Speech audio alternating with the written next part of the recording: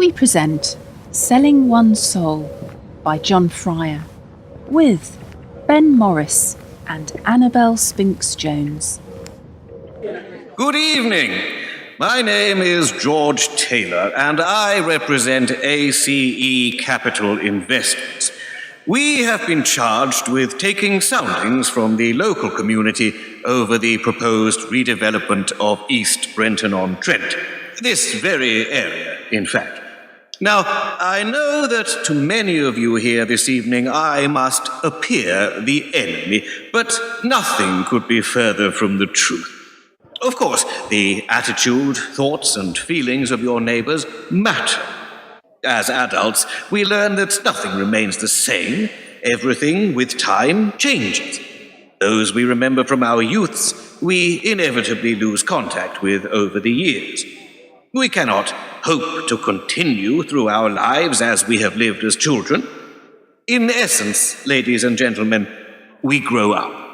And growing up is hard. Growing up hurts. No one likes to face difficult decisions, but face them you all know we must. Brenton-on-Trent is one of the most deprived areas of the country. Businesses have either closed or moved away, and they are not coming back.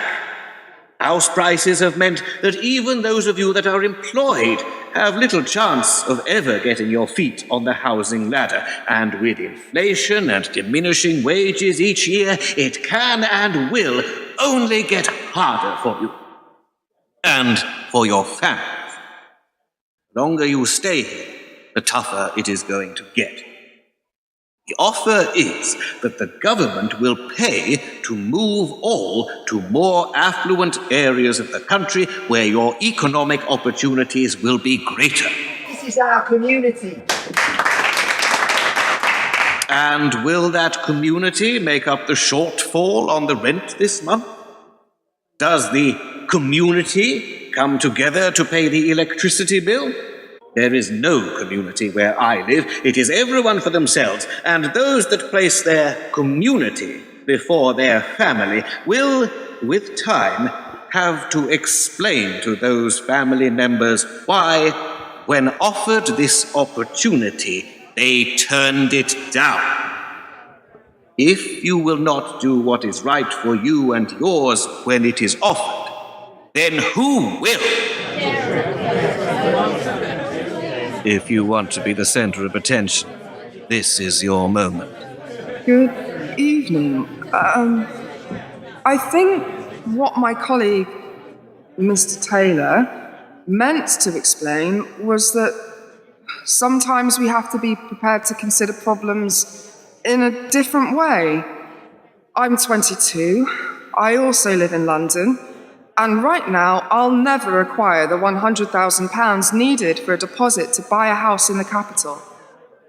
The average wage is £27,000, and yet 41% of the country earns £18,000 or less. If you've ever tried saving £100, you'll know how tough it is.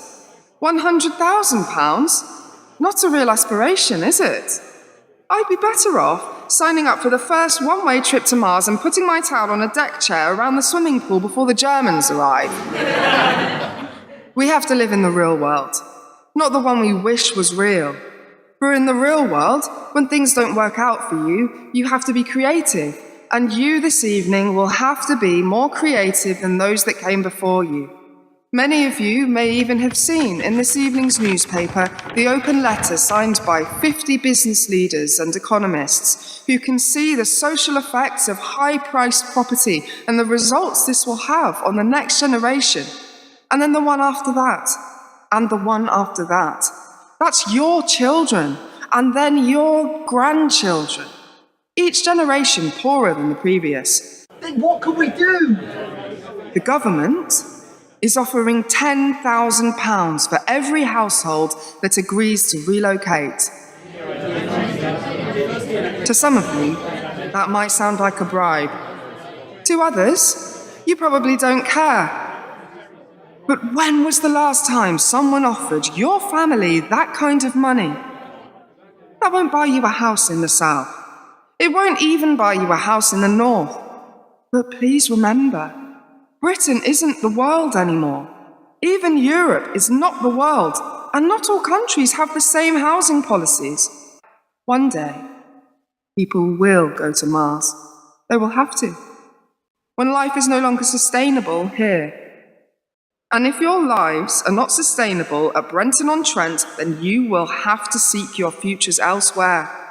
And that may not necessarily be on what in reality is no more than this piece of land sticking up out of the water. A wise person once said, "No one makes money from working." It's true. Only land is ultimately worth anything, because it is finite. There's only so much of it. Be the pioneers that are going to Mars. Do not get stuck in the thinking of the past. Don't be afraid to look over the horizon and into the future. Be the heroes that each one of you once dreamed of being. There are parts of the world where your money goes further and buys you more. Take the money the government's offering. Buy your children the future elsewhere that this area no longer offers. Make all your tomorrows better than today. Thank you.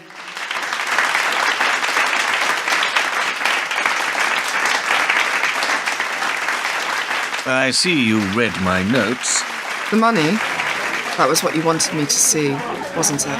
If you hadn't stood up, then it was my next pitch. I like the bit about Mars. Inspiring. Ah, Simon. Lawrence, who's your friend?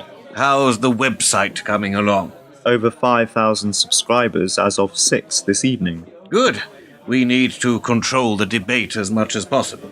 You certainly controlled it this evening. What did you think of my performance? Glad to see you learned the speech. Word perfect, as far as I could see. One does one's best. Love to stay and chat, but I have to go and meet some of the diehards and find out what their strategy is for beating us. Sorry, I meant you. See you in the office next week. Bye. What? Don't be jealous. His performance was almost as good as yours. A day in politics can indeed be a very long time.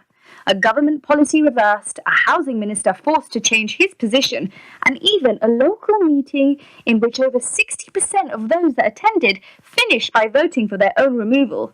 It doesn't get much stranger than that. But that is exactly what happened today in one of the most deprived areas of the land. Are we done for the day? Your father, like me, is no longer young. It can be quite hard to accept that our parents are only mortal, like ourselves. We like to believe that we will go on forever. None of us do, of course. This doesn't sound like you, Lawrence. One day you will have to let them go, take up their mantle, and carry on. Do you understand? What are you trying to tell me? Your father is no more healthy than your mother, and even my dashing good looks will not last forever. Today was not some sort of work experience day. Today was you beginning to learn the ropes of the family business. The world works on contacts, not talent. You may indeed have talent, but I have the contacts. In a year's time, both your father and I will retire and leave the business to you. The question is, do you want it? You lie, you cheat, and con people. You want me to inherit that crown? We call it working for a living. Who's footing the bill for everything today? A full-page letter in the evening paper. Had to be paid by someone. Officially, it's the government. And unofficially? If you had known the names of the businesses and economic leaders that put their names to this idea, you would have seen that at least 3 of them were directors of a company called the Global Energy Consortium, GEC for short. What is your second question? How do you know I have a second question? What is so important about East Brenton-on-Trent? A very smart question.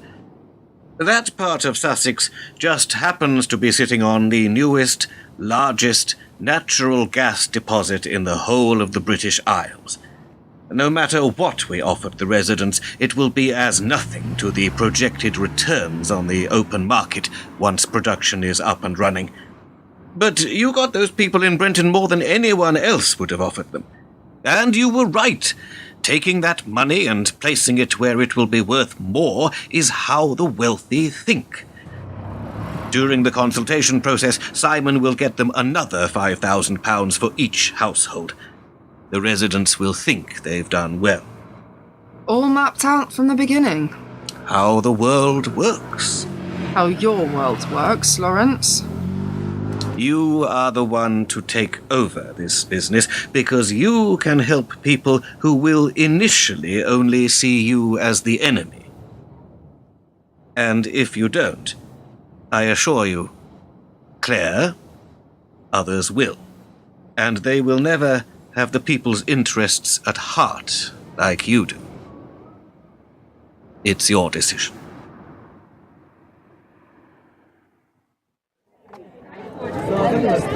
Good evening. My name is Louise Richards from ARP Investments Limited.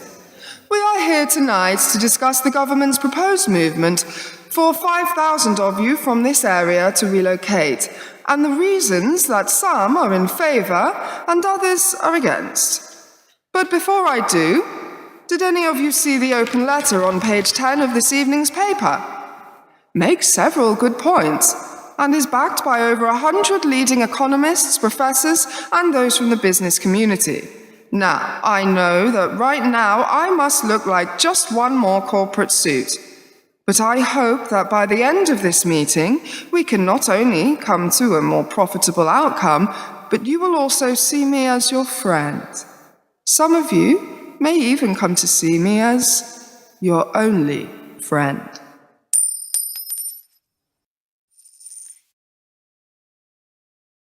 In Selling One's Soul, Ben Morris was Lawrence, Annabel Spinks-Jones was Claire, Robin Ingram was Rupert Bolingbroke, Dan Martin was Gordon, Ian Sterling was Simon, Juliet Vaughan Turner was the radio interviewer, Adam Courting was the first reporter, Adam Boyle was the second reporter, Hannah Hughes was the first radio presenter, Hiral Vasani was the second radio presenter, Jean-Luc Murphy was the Prime Minister, and Rory Hobson was the voice at the back of the room. Artwork for the production was by Sheila Jackson, and the play was written and directed by John Fryer. Selling One's Soul is an audio production for Political Art